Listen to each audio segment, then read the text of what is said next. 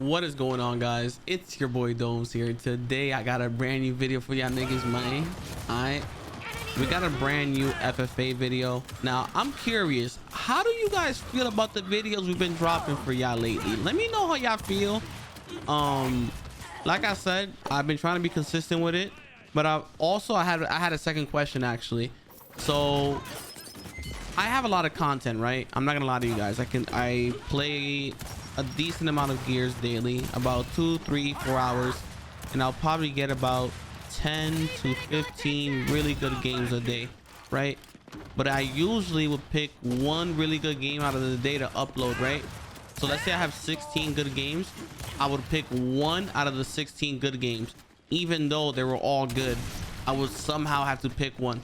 And if I can't pick one, I'll pick multiple to upload within like a 2-day span. So like maybe 2 videos instead out of 15, which I think it's a really bad habit for me, honestly. I shouldn't be doing that. I could definitely be doing a lot more than that, and I will be doing more than that, but only if you guys want to see that. All right, I don't know how you guys would feel about me spamming you guys with YouTube videos, like freaking, I don't know, 5 videos a day, 3 videos a day. Let me know if you guys would like to see that. All right, 3 to 4 videos a day if I can. All right, it's not a guarantee, but let's say if I was to upload 3 to 4 videos a day, would you guys mind? All right, and if I don't mind, but yo, Domes, I wouldn't mind that.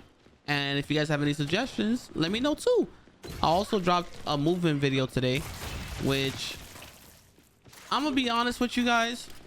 Here's let me speak from the bottom of my heart. All right, when I stopped competing in Gears of War 4, towards the end of Gears of War 4, people had a misconception that I stopped playing Gears because I sucked. Guys, the reason why I stopped playing Gears had nothing to do with my skill level. All right, I don't care what anybody tells you guys. I don't care what you guys have heard about me. As a player, I was pretty fucking damn good. All right, and the reason why I say this is because if I was cheeks at Gears, if I was completely trash, I would have never gotten top 8 with the players that I had, or the teams that I had in Gears of War 4. That's me being realistic. Every single time I got a top 8 placement in GAL 4, every single time it was with a pickup team. All right, I placed top 8 of 3 times during GAL 4, and top 12 like at least 9 times. And this is not me trying to over exaggerate, by the way. My top 12 placements, I went to a map number 3 at least 80% of them. 80% of my top 12 matches, I went to at least a map number 3. And it just came down to me losing based off of not having the right, you know, chemistry with the roster. Like I said, because every single LAN I had a different roster. I never had the same roster every single tournament, you know. And I think as a player, and it's pretty obvious, it makes common sense that these things are gonna play a factor into your team's success, or your success, right? And after every tournament, your team's gonna break up, and you have to find a new team after every tournament. You're not getting actual practice, and that's the reason why Optic was so dominant in GAL 4. I felt like, because the only team that was able to keep up with Optic was the teams that didn't break up, right? United, Fable, Envy, right? Echo Fox. Those type of rosters that were solid rosters of good skilled players that were actually like good teammates, and not only that, they stuck together. That is the big key here, right? Look at Ghost Gaming. Yes, there was a few roster changes that they had, but the core roster itself was still the same, right? And I think that is what actually plays a huge factor in a lot of these team success. Did I wish I played Gears 5 and competed? Yes, guys, right? I did. But I will say this, I don't want you guys thinking that like I said, that the reason why I stopped playing Gears because I was trash, because that wasn't even the case. Yeah, I know, and if y'all don't know, y'all should know now, that the only reason I stopped competing in Gears is because I was under contract with Rise as a streamer.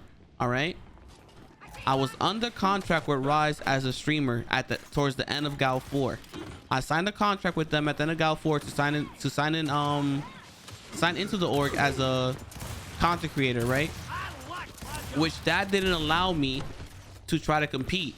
The only thing I was allowed to do during that time was to play 2v2 Nashers tournaments at LANs, right? And even then, when I first started playing Gears 5, I put myself at a huge disadvantage. I had really good shots and really good movement, but the only issue was I wasn't playing a certain control scheme. If you guys know, classic alternate, also known as defaulternate, either or is fine. They're both those control schemes that give you really good movement. I wasn't playing either of them. I've been playing default control scheme my entire life, and I didn't know that defaulternate actually made your movement better. So me playing Gears for a whole year when I was streaming, I never reached my actual ceiling as a skilled player, movement wise and everything wise, because I was already playing this advantage and I never knew this. I knew it, but I didn't know. You know what I mean? Because, like, let's find another game, by the way. Let's find another game. Looks pretty much, guys, right? If you play a certain control scheme, no matter what control scheme it is, you can play default, tournament, etc. They all have their different functions, right?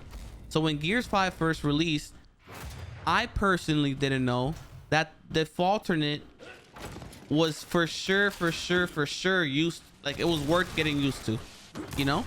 And the moment I made a switch to defaulternate, guys, when I first came back to Gears, my shots wasn't coming out. You know, it happens now, right? Because there's still moments where my shot doesn't come out in game, which is completely fine in my opinion. But I much rather have the movement that I have now, because it's much easier to angular bounce. Another thing that made me a better player, guys, all right, this is me being honest, and it's crazy I'm saying, like I said, I'm older now, right? I'm 25, right? I've been playing Gears since I was 12, so what, 13 years, right? 13 years of Gears. Let's just put that out. 13 years of Gears. And I've been wall bouncing ever since I started playing Gears of War, because that was the only thing I was interested in doing as a kid, was to play underground lobbies. Back in Gal 2, I used to play underground.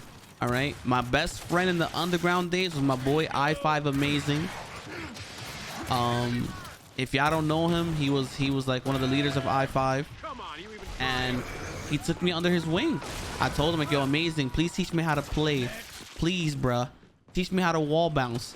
I was begging a random guy that I didn't know at the time, right, to teach me how to wall bounce. And the funny thing about it is, this is how you knew I had heart.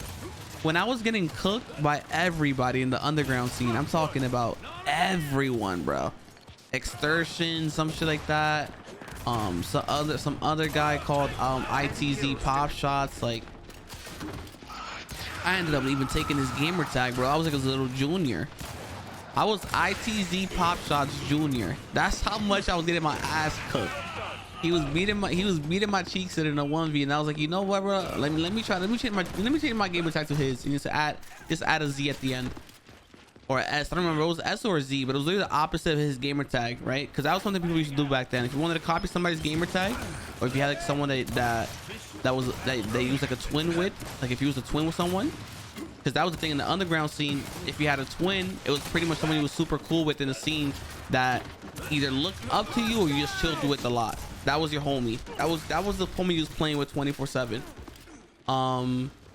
But yeah, I came up from that scene, the Gal 2 scene, and here we are 2022, and the movement system for years is still changing. It hasn't stopped changing. It's not a bad thing, but I also think you guys have to understand that this is why I tell you guys, movement is never completely mastered. Because look now, it's crazy that my movement is getting better now, because now I'm learning new things, because my movement was already fast on default. So now that I'm not on default anymore, and I'm learning like the different angles and holding my left stick forward. When I used to wall bounce back then, I used to never really, you know, left stick bounce. My type of movement was literally wall canceling, but by pulling back my stick. When I switched to classic alternate, I found out that you don't even need to do that. You don't need to be holding you're pulling back your stick to wall cancel anymore. And I think every single Gears game has been like that, but I just been the guy that's been slow learning the wall bounce system because I was never that super bouncer. Like, I was a good movement player, don't get me wrong, but I wasn't the best of the best wall bouncers. And now after playing classic alternate and going back to default alternate, I feel like a complete different player, because now I feel like I've memorized a whole different movement system that I didn't have mastered in any other Gears game. Like, if I was to play Gears of War 4 right now, I would have way better movement than what I had back then. And even back then I had good movement. So imagine that. But yeah, guys, hopefully you guys enjoyed the video. Let me know what you guys think. Comment down below. And yeah, your boy's on that daily grind, bro. Dropping some bangers for you guys. I'm not gonna stop. I want you guys to let me know how you guys feel about these type of videos, live commentaries, just talking to you guys, vibing out, releasing some of the thoughts in my head, of course, topics that I always want to talk about with you guys, and then you guys giving me some feedback on it. You guys let me know how you guys feel, because it's not only a one-way street, you know. I let y'all know how I feel about certain topics, and then you guys let me know how y'all feel about certain topics. And I do read almost every single comment. I don't know if you guys noticed, but most of the comment section on most of my videos, if you guys literally click on any video, literally any of the most past month or so videos, most of the comments are either respond to or I put a heart to. If I put a heart to it, I probably read the comment. And if I didn't put a heart to it, I either haven't gotten to it yet, or you put a comment that was just nothing I can respond to. Like, there wasn't really a response available for that comment, you know. But hopefully you guys enjoyed the video. Until next time, be boy DomeZ. I'm out, guys. Peace. Love ya, man.